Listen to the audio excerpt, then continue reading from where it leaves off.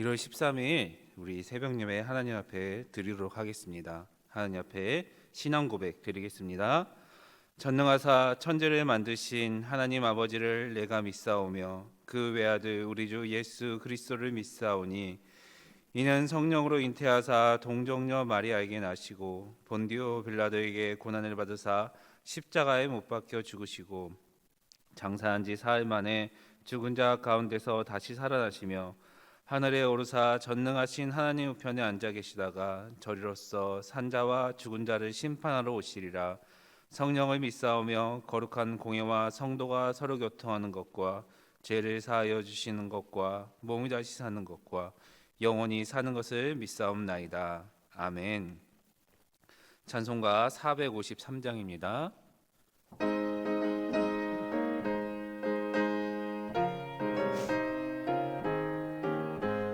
예수 더 알기 원하네. 크고도 넓은 은혜와 대속해 주신 사랑을 간절히 알기 원하네. 내 평생의 소원, 내 평생의 소원, 대속해 주신 사랑을 간절히 알기 원하네. 성령이 스승 되셔서 진리를 가르치시고 거룩한 뜻을 깨달아 예수를 알게 하소서. 내 평생의 소원, 내 평생의 소원, 대속해 주신 사랑을 간절히 알기 원하네.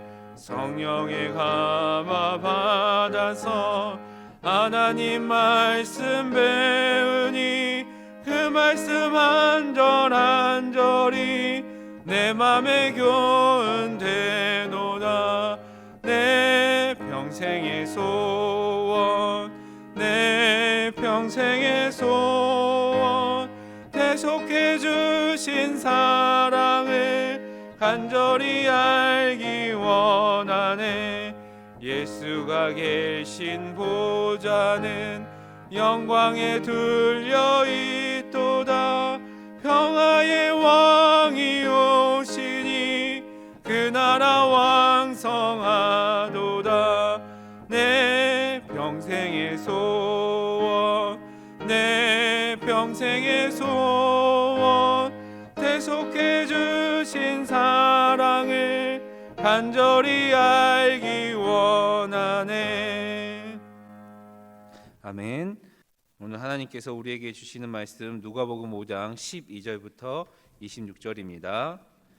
예수께서 한 동네에 계실 때에 온 몸에 나병 들린 사람이 있어 예수를 보고 엎드려 구하여 이르되 주여 원하시면 나를 깨끗하게 하실 수 있나이다 하니 예수께서 손을 내밀어 그에게 대시며 이르시되 내가 원하노니 깨끗함을 받으라 하신대 나병이 곧 떠나니라.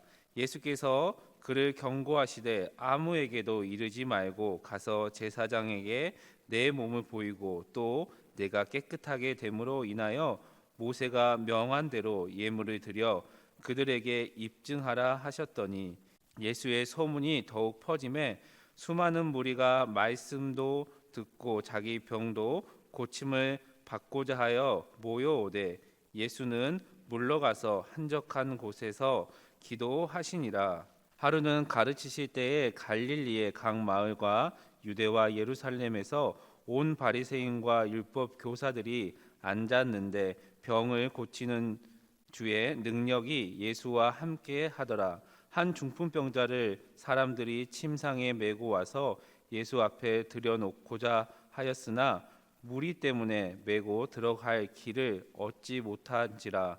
지붕에 올라가 기와를 벗기고 병자를 침상째 무리 가운데로 예수 앞에 달아내리니 예수께서 그들의 믿음을 보시고 이르시되 이 사람아 내 죄사함을 받았느니라 하시니 서기관과 바리새인들이 생각하여 이르되 이 신성 모독하는 자가 누구냐 오직 하나님 외에 누가 능히 죄를 사하겠느냐? 예수께서 그들을 아시고 대답하여 이르시되 너희 마음에 무슨 생각을 하느냐? 내 죄 사함을 받았느니라 하는 말과 일어나 걸어가라 하는 말이 어느 것이 쉽겠느냐? 그러나 인자가 땅에 죄를 사하는 권세가 있는 줄 너희가 알게 하리라 하고 중풍병자에게 말씀하시되 내가 내게 이르노니 일어나 내 침상을 가지고 집으로 가라 하시매 그 사람이 그들 앞에서 곧 일어나 그 누웠던 것을 가지고 하나님께 영광을 돌리며 자기 집으로 돌아가니 모든 사람이 놀라 하나님께 영광을 돌리며 심히 두려워하여 이르되 오늘 우리가 놀라운 일을 보았다 하니라. 아멘. 회복해 하시는 예수님이라는 제목으로 하나님의 말씀을 나누도록 하겠습니다. 예수님은 죄의 문제를 포함하여 전적인 회복을 위해 이 땅에 오셨습니다. 오늘 본문 가운데 두 치유 사건을 통하여서 예수님은 어떤 분으로 나타내고 있는지, 그리고 우리는 예수님을 어떻게 바라봐야 되는지 오늘 말씀을 통해서 살펴보도록 하겠습니다. 우리는 회복이란 표현을 많이 사용하고 있습니다. 병에서 회복됐다, 관계에서 회복됐다, 마음의 상처가 회복됐다 등등 이 단어에 대해서 많은 것을 사용하고 있습니다. 그런데 이 단어 가운데 중요한 것은 우리 주님께서 구원의 의미가 많이 내포되어 있다라는 것입니다. 하나님의 나라가 도래가 임했음을 보여주는 증거가 바로 회복이라는 것입니다. 그렇기 때문에 우리의 삶 가운데에 하나님과의 관계가 회복되고 또한 예배가 회복되고 우리의 영적인 신앙이 회복되시기를 예수님의 이름으로 간절히 축원합니다. 그렇다면 우리가 이 영적인 회복과 회복을 위해서 어떠한 삶을 살아야 하는가 생각해 보면 첫째로 예수님의 은혜의 손길을 간구하시기 바랍니다. 첫째로 예수님의 은혜의 손길을 간구하시기 바랍니다. 예수님께서는 나병 환자의 몸에 손을 대어 깨끗하게 하여 주십니다. 사망의 흔적을 지닌 가장 부정한 자를 거룩하게 만들어 주십니다. 종교적으로 고립되어 있거나 그리고 소외되어 있거나 절망 가운데 있는 이들을 모든 상황을 생각하지 않으시고 온전히 하나님의 은혜를 인해서 하나님의 은혜로 이들의 삶을 회복하여 주신다라는 것입니다. 사랑하는 성도 여러분, 우리의 삶 가운데서도 이러한 하나님의 은혜의 손길이 임하시기를 예수님의 이름으로 간절히 축원합니다. 오늘 본문 말씀 2절부터 16절까지는 나병 환자를 치유하시는 예수님에 대해서 기록하고 있습니다. 예수님은 4장 43절에 다른 도시에 가서 복음을 전해야 한다라고 말씀하십니다. 그리고 한 도시에서 온몸에 나병에 걸린 환자를 만나게 되었습니다. 여러분, 당시에 나병 환자들은 부정한 사람으로서 대면하지 않는다라고 이렇게 말하고 있습니다. 그런데도 이 나병 환자는 율법과 사회적 관습을 깨고 예수님 앞에 나아옵니다. 아마도 사람들이 시선이 느슨해지고 예수님의 접근이 가능할 순간을 찾아와서 예수님 앞에 다가간 것을 우리는 발견할 수 있습니다. 그리고 예수님의 치유의 능력을 의지해서 겸손한 자세로 엎드립니다. 나병 환자가 사용하는 주라는 단어는 5장 8절에 이어서 단순한 존경의 표현이 아니라 예수님을 메시아로 고백하는 말입니다. 그는 예수님의 능력을 의심하지 않고 온전히 하나님께서 치유해 준다라는 그 믿음을 가지고 예수님 앞에 나아갔다라는 것입니다. 예수님이 손을 내밀어서 내가 원하노니 깨끗함을 받으라라고 선포하시고 그 즉시 나병이 떠났습니다. 환자의 몸에 긍휼과 능력의 손을 임했을 때 예수님의 능력이 나타났다라는 것을 우리는 발견할 수 있습니다. 예수님께서 손을 대신 것은 당시의 사람들에게 많은 공격의 빌미가 될 수 있었습니다. 나병에서 자유하게 된 상태에서 예수님이 나사렛 회당에서 선언하고 회복한 복음이 바로 4장 18절부터 19절에 해당하는 부분입니다. 예수님께서는 그래서 나병 환자에게 치유받은 사실을 그 누구에게도 말하지 말라고 명령하고 있습니다.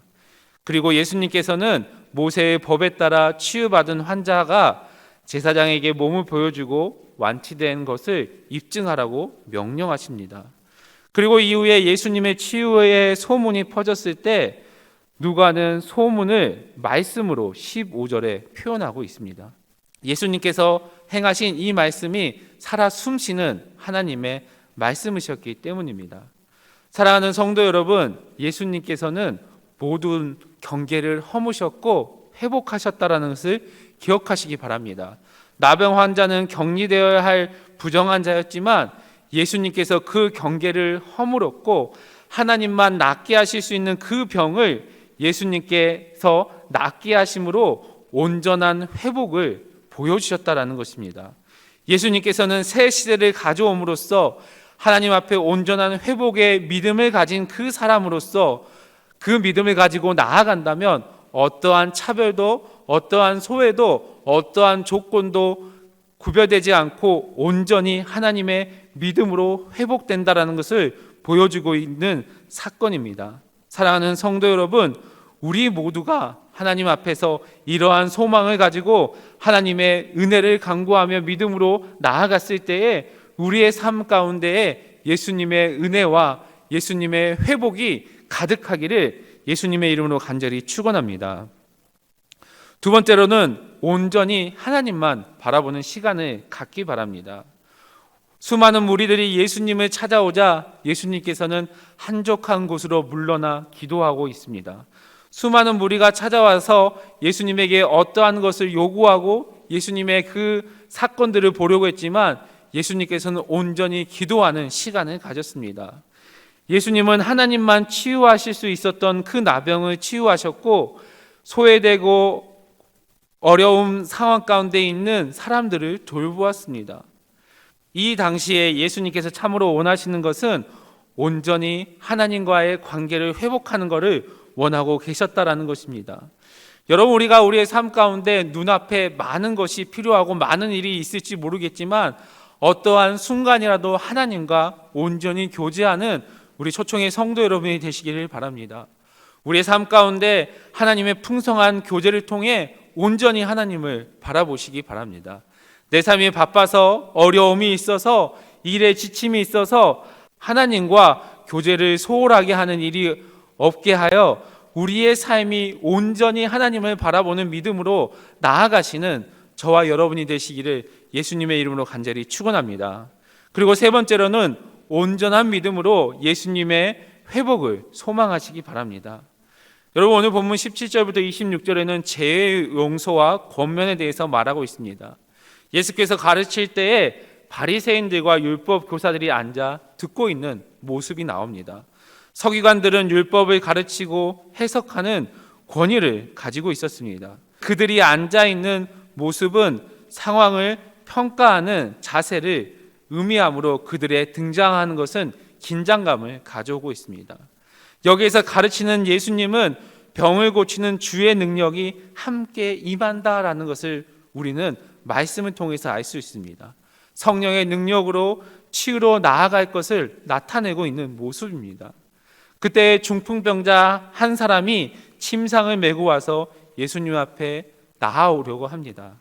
중풍병자를 메고 온 사람들은 예수님의 주위에 운집해 있는 것을 보고 예수님 앞에 나아가지 못하는 것을 깨닫게 됩니다.